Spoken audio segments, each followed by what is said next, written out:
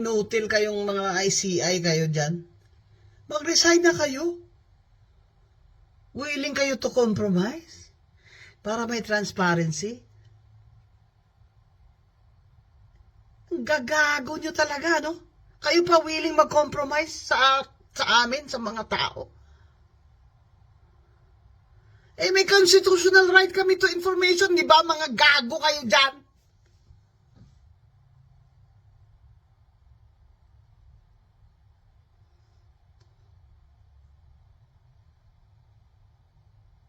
So, sawa na kami sa mga katutaan nyo, mga kahayupan na walang mananagot. Walang mananagot. Si Romualdez pa ngayon ang hero? Aba, putang ama! Ang mastermind pa? Ang mag-state witness? Eh, yun ang i-recommenda nyo, mga ICI kayo, mga